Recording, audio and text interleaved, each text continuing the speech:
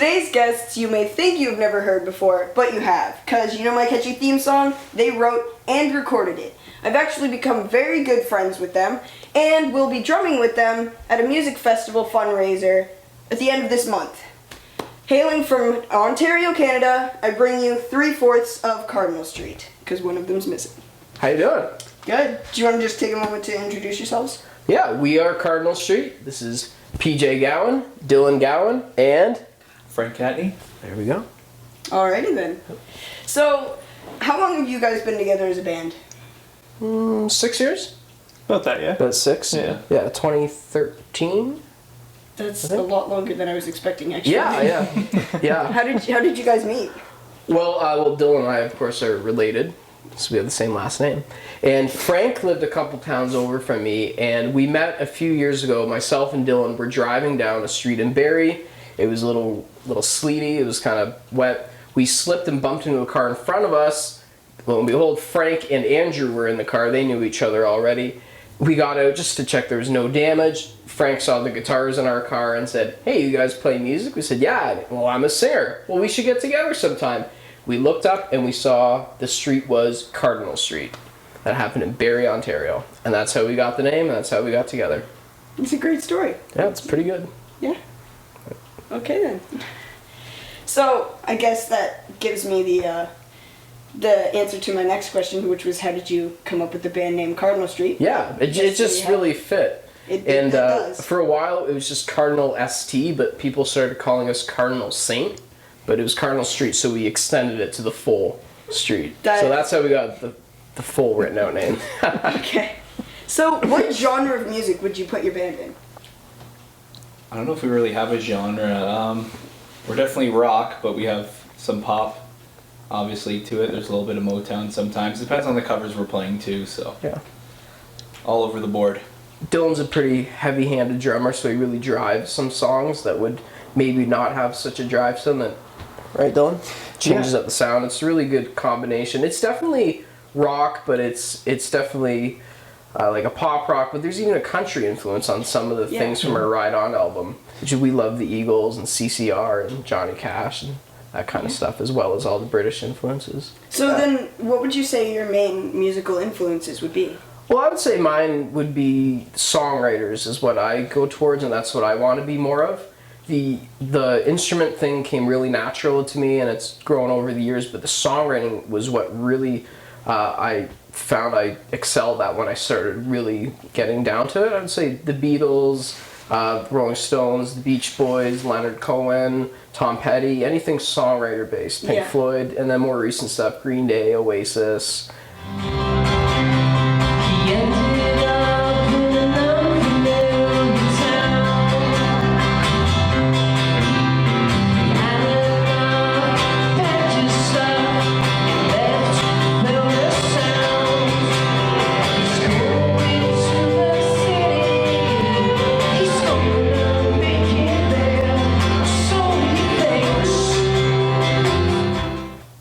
I know Frank's also a really in-tune songwriter. What would you say your... Influence-wise? It's probably changed a lot. Like, I was the same as PJ before, but I've noticed lately I'm into a lot more like Motown stuff, Prince a lot, Gary Clark Jr., Leon Bridges. They're more the soul stuff, right? Yeah.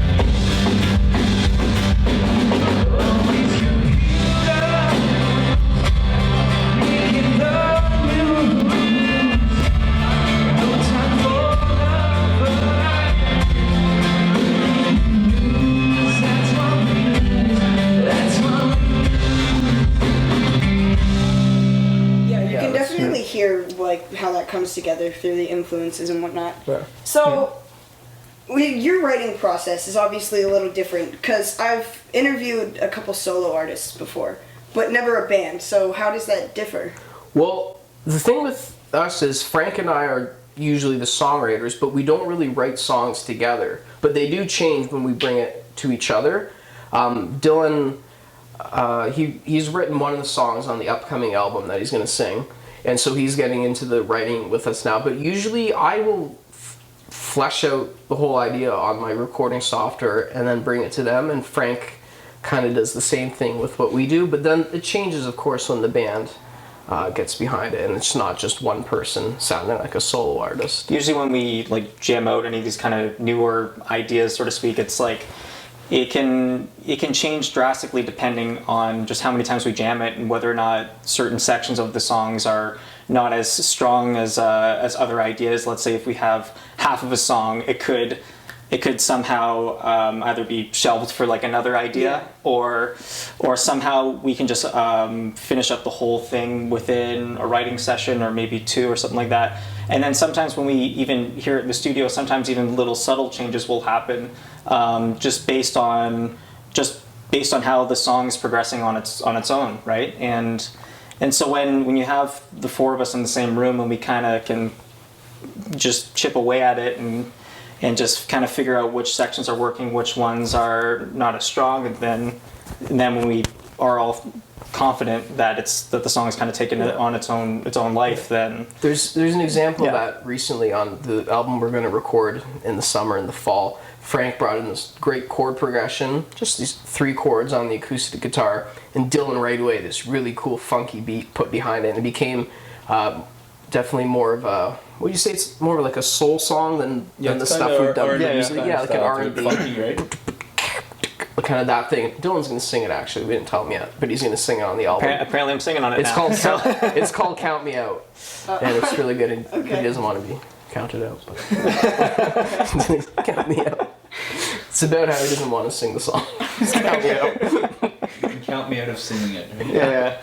So, you can argue amongst yourselves for this, but who would you say is the lead of the band? Dylan. Probably Dylan, yeah. Yeah. It's the most vocal. I would also say myself as well. No, do you know what? No, do you know what it is? It's musically, it's all up to the drums. What the band is like. I tend to do most of the organizing and getting ideas together and all that fun stuff. But the musical lead, I always find, comes back to the drums. Yeah, that's dictates what your band is going to be like. That's very true. Yeah. It's either the weakest link or it's the best part of the band. So makes the band so much better having him on the drums.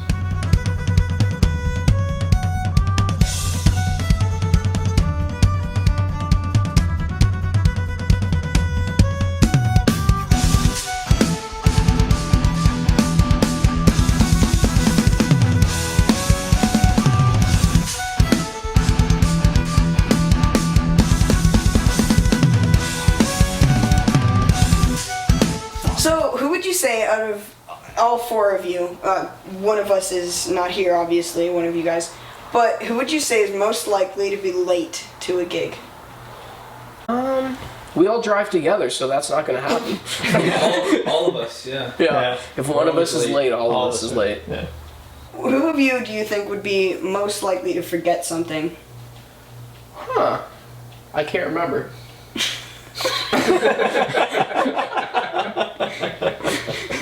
Here's your answer. So, do you all agree that it would be him? Is that... Probably PJ or Andrew. He'd forget a chord or something. I mean, Andrew's not even here. He forgot to show up. Exactly. That's very true. That's That's very true. That's true. So maybe since he's not here, then guess him. We'll say it's Just Andrew. throw him under the bus, yeah. Yeah. So, who out of you, again, is most likely to eat somebody else's food? That's probably me. That's probably Frank. Yeah. That's probably you.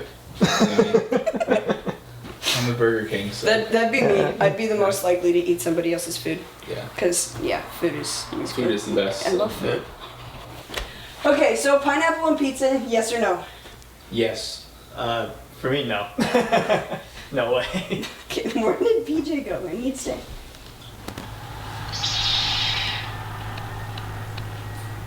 So, what can we expect in the future from you guys? New album.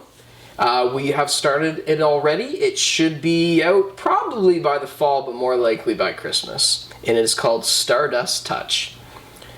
It's a combination of a song I wrote called Stardust with a combination of a song Frank wrote called Touch. They were both our favorite songs on the album. We couldn't decide what it should be, so we said, well, let's call it Stardust Touch. That's the new album. You should expect that probably by Christmas. Alrighty, Yeah. sweet. So I ask this question to all of my guests, and you can answer this each individually. If you could go back in time and give your 13-year-old selves advice, what would it be? Stop eating so much. Okay. Don't worry so much about like just don't worry so much. Just go out and just practice as much as you can, learn as much as you can, and don't be so concerned or caught up that you're not learning as faster as like some of the other kids are or anything like that. Just go out and learn as much as you can. Okay. You? Yeah, I'd probably tell myself to invest in Bitcoin. That's very. I love it how these guys like I give like the serious answer and then these guys like decide like get the. That's what you're over rich, here. so. This is the reason why I don't speak. If you could do, Right? what would I tell my answer. 13-year-old self? Don't get in that windowless van. The free candy isn't free. The free candy isn't really free. You pay for it with your soul. Okay, so normally I would ask, if let's pretend I wanted to be in a band, what could you show me? But I guess we're already going to do that in a couple weeks. So with the magic of editing, I'll just insert a clip right now of what we're doing there.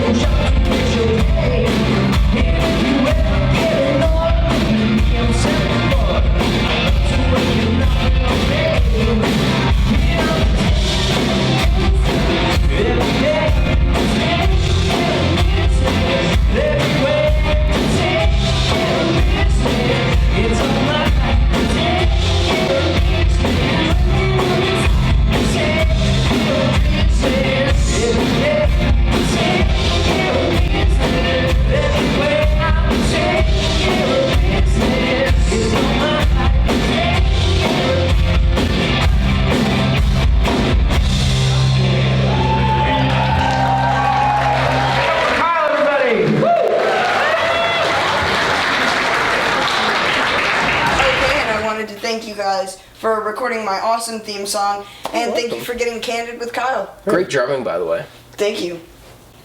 High fives all around. Nicely done.